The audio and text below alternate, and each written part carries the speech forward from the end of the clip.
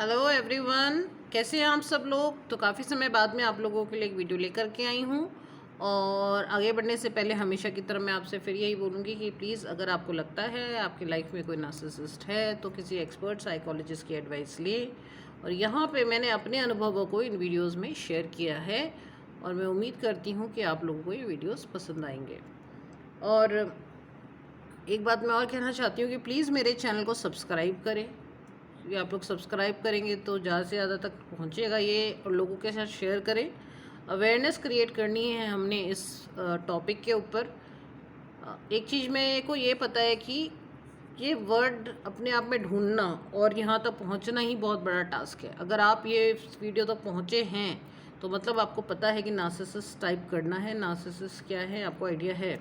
काफ़ी सारे लोग हैं उन्हें नार्सिसिस्ट वर्ड ही नहीं पता, उनको नहीं पता कि अगर वो चैनल पे सर्च करेंगे, इंटरनेट पे सर्च करें तो किस वर्ड से सर्च करें, तो वो यहाँ तक पहुँच ही नहीं पाते हैं। और उनको समझ ही नहीं आता, क्योंकि जब तक वो पहुँचेंगे नहीं कि हाँ ये वर्ड क्या है और उसके सिम्टम्स क्या हैं, वो उनको समझ नहीं आएगा वो डील किससे कर रहे हैं और किस चीज़ से उनका सामना है। सो हमको इसके बारे में अवेयरनेस करनी है, क्रिएट करनी है, ज़्यादा से ज़्यादा लोगों तक टॉक्सिक रिलेशनशिप्स क्या होते हैं उस बारे में पहुंचाना है। तो प्लीज़ आप लोग मेरी हेल्प करें। तो आज का जो मेरा वीडियो का टॉपिक है वो है narcissist view their children as an extension of the self. इसके बारे में मैं आपको ये बताना चाहूँगी कि जो नार्सिसिस्ट होते हैं उनको ऐसा लगता है कि उनके बच्चे उन्हीं से जुड़े हुए हैं और उन्हीं की बढ़त है, वो उन्हीं के अंग हैं, वो उन्हीं से जुड़े हुए हैं। उनके बच्चों को वो इंडिविजुअल समझते ही नहीं हैं। उन्हें ऐसा लगता ही नहीं है कि उनके बच्चे इंडिविजुअल हैं। उनको ऐसा लगता है कि ये हमारा ही हिस्सा है, हम उनका ही जैसे वो कोई अंग हो, उस तरीके से वो उनको ट्रीट करते हैं।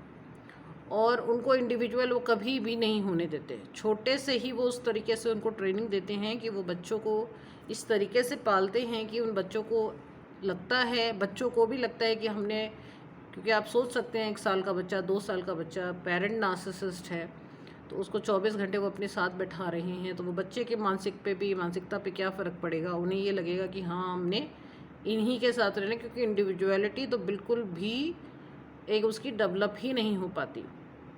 दूसरा, पेरेंट्स को, बच्चों को ये फील हो जाता है, और पेरेंट्स को, नार्सिसिस्ट पेरेंट्स को ये लगता है कि ये बच्चे जो है ये मेरे बच्चे हैं, ये मेरा अंग है, तो इनको मैंने, ये इनका पूरा मेरे पे हक, मेरा इन पे पूरा हक है और मैं इनको जैसे चाहूँ वैसे रखूँ, ना इनके दूसरा कोई इस पर दखल दे सकता है। तो वो को पेरेंटिंग, जो दूसरा पेरेंट होता है उसको भी नहीं दखल देने देते, उसके लिए भी बहुत बड़ी मुसीबत खड़ी कर देते हैं।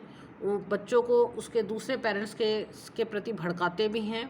वो नहीं चाहते कि उनके दूसरे पेरेंट्स के साथ बच्चों के अच्छे रिलेशनशिप्स बने, क्योंकि वो बच्चे को सिर्फ होल सोल अपना ही एक अंग मानते हैं। और आप समझ सकते हैं कि अगर हमारा कोई अंग है और हमारा अंग कोई खींच के ले जाएगा तो हम उसको हम क्या करेंगे। वही का चीज़ नार्सिसिस्ट करते हैं। उनको ये नहीं समझ में आता कि उनके बच्चे एक अलग आइडेंटिटी हैं, एक अलग पहचान है, वो एक इंसान है। वो हर समय उन बच्चों पे अपना हक समझते हैं। और यहाँ तक कि आप सोच सकते हैं जब वो दूसरे पेरेंट को भी बाहर वाला समझते हैं तो वो बाकी लोगों को क्या समझते होंगे। और जब यही बच्चे बड़े हो जाते हैं, एडल्ट्स हो जाते हैं, उनकी लाइफ में पार्टनर्स आ जाते हैं, तो उनके प्रति ये नार्सिसिस्ट पेरेंट्स क्या रवैया रखते होंगे, और वो जो बच्चा बड़ा हो रहा है वो किस मानसिक अवस्था से गुजरता होगा। तो बड़ा ही अजीब सा एक वो बन जाता है एक रिलेशनशिप। नार्सिसिस्ट पेरेंट्स अपने बच्चों को अपने पास ही बैठा के रखते हैं हर समय।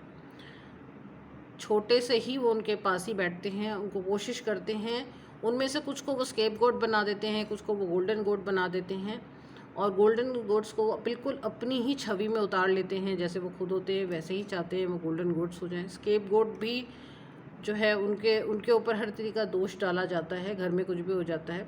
पर एक बात फिर भी मैंने देखी है कि जो ये बच्चे होते हैं इनका आपस में कंपटीशन कराया जाता है, स्केप गोट और गोल्डन गोट्स का कंपटीशन होता है। पर इनको इस तरीके से बढ़त किया जाता है कि आपस ही में ये कंपटीशन में रहें और सब के सब उस नार्सिसिस्ट पेरेंट के प्रति लॉयल रहें, चाहे स्केप गोट हो चाहे गोल्डन गोट हो। इसके अलावा वो किसी को ना पूछे, चाहे वो उनके दूसरा पेरेंट ही क्यों ना हो, उसके साथ भी ये कंपटीशन क्रिएट कर देते हैं। सो एक बड़ा ही अजीब सा एक आप देख सकते हैं फैमिली स्ट्रक्चर बन जाता है, और इस फैमिली में वो बच्चे जो है वो एक्सटेंशन बन जाते हैं, वो सिर्फ उस पेरेंट की एक हिस्सा बन के रह जाते हैं, और इंडिविजुअल वो कभी बन ही नहीं पाते। डिसीजन मेकिंग बच्चों की बहुत पुअर हो जाती है, कुछ डिसाइड नहीं कर पाते, अपनी लाइफ के कोई डिसीजन नहीं ले पाते, कुछ अपने को उस पेरेंट्स से वो सिर्फ वो काम करते हैं, जैसे स्कूल जाना है तो स्कूल जाएंगे और स्कूल के बाद ठीक सीधे आकर अपने पेरेंट्स के पास उतनी ही देर की उनको छूट मिलती है जो ज़रूरी काम होते हैं। ऑफिस जा रहे हैं तो ऑफिस जाएंगे, ठीक आके अपने माँ बाप के पास, उस माँ या बाप के पास नार्सिसिस्ट। और इसके अलावा उनको पूरी दुनिया कट ऑफ हो जाती है, उनके कोई फ्रेंड्स नहीं बनने देते वो। यहाँ तक कि आप सोचिए दूसरे पेरेंट्स से बात नहीं करने दे रहे, उसके अपने वाइफ, उस बच्चा है वो बड़ा हो गया है, उसके पार्टनर के साथ बहुत तरह की लड़ाइयाँ क्रिएट करवा देते हैं। तो सिर्फ मेरा हक है इस बच्चे के ऊपर, इसको मेरा बच्चा है ये। तो वो कई बार उस बच्चे के अंदर नार्सिसिस्ट टेंडेंसीज आ जाती हैं, क्योंकि वो पेरेंट्स के बाकी सब के साथ वो कंपटीशन कर रहा है, वो दूसरे पेरेंट्स से भी कंपटीशन कर रहा है। मैंने कई बार ये देखा है जो नार्सिसिस्ट पेरेंट्स होते हैं वो बैठे रहते हैं और अपने बच्चों को भी अपने पास ही बैठा लेते हैं, और वो जो दूसरा पेरेंट होता है वो सारी काम कर रहा होता है, वो बाहर का अंदर का सब कुछ कर रहा होता है। तो अब वो बच्चा ये देख रहा है कि दूसरा पेरेंट भी काम कर रहा है, और मैं उसको ये सिखाते ही नहीं है कि उसकी भी रिस्पॉन्सिबिलिटी है काम करना, और कुछ उसने भी जिम्मेदारी उठानी है, और पेरेंट घर में सब बराबर होते हैं ऐसा वाला तो सिखा ही नहीं रहे। दूसरे पेरेंट की उसको रिस्पेक्ट करनी है बच्चे को, वो भी नहीं सिखा रहे।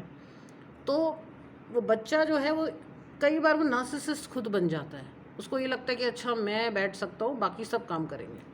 नार्सिसिस्ट क्या होता है? नार्सिसिस्ट कोई बीमारी नहीं है, कोई डेवलपमेंटल डिसऑर्डर नहीं है, वो पर्सनैलिटी डिसऑर्डर है। यानी बचपन से गलत परवरिश में बच्चे ने कुछ सीख लिया है और इतनी छोटी उम्र में सीखा है, अनकॉन्शियस माइंड में जाके वो उसकी पर्सनैलिटी बन चुकी है। तो नार्सिसिस्ट पर्सनैलिटी, इसलिए इसे पर्सनैलिटी डिसऑर्डर में माना जाता है।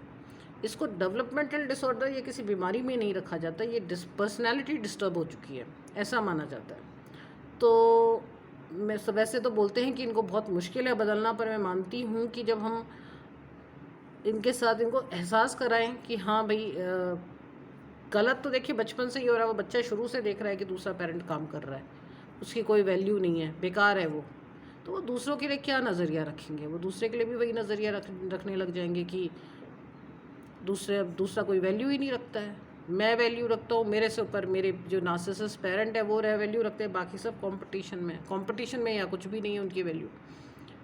तो इस तरह की मानसिक स्थिति से जो जाएगा तो उसके लिए फिर उसको समझाना भी और उसको किस तरीके से किया जाए, उसके लिए इसी के लिए साइकोलॉजिस्ट की राय लेनी पड़ती है, एक्सपर्ट साइकोलॉजिस्ट के पास जाना पड़ता है।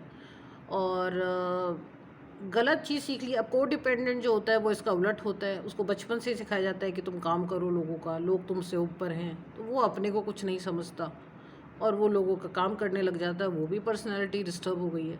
सो कुछ भी बात जो बचपन में गलत सीखी जा रही है, कुछ भी बात जो गलत अनकॉन्शियस में चली गई है, वो सब पर्सनैलिटी डिसऑर्डर्स में आ जाते हैं। सो आई होप आपको मेरा वीडियो पसंद आया होगा। कमेंट्स लिखिए, बताइए कैसा लगा आपको वीडियो, आपकी क्या राय है। और मैं जल्दी से जल्दी ज़्यादा वीडियो डालने की कोशिश करूँगी। ये नार्सिसिज्म पे बहुत टॉपिक्स हैं, ये एक्चुअली आपको बहुत स्पिरिचुअल की तरफ भी ले जाता है। आप खुद को समझना शुरू कर देते हैं, आपकी लाइफ में कोई नार्सिसिस्ट आ जाता है तो आप अपने पे सेल्फ वर्क करते हैं, वो सुधरे ना सुधरे आप बहुत सुधर जाते हैं। सो ये काफ़ी सारी चीज़ें हैं जो अपने अंदर बदलाव आ जाती हैं उससे। तो मैं और वीडियोस लाऊंगी इसके लिए, जल्दी से जल्दी आपके लिए और वीडियोस लाऊंगी। और सब्सक्राइब करिए, शेयर करिए। Okay, bye.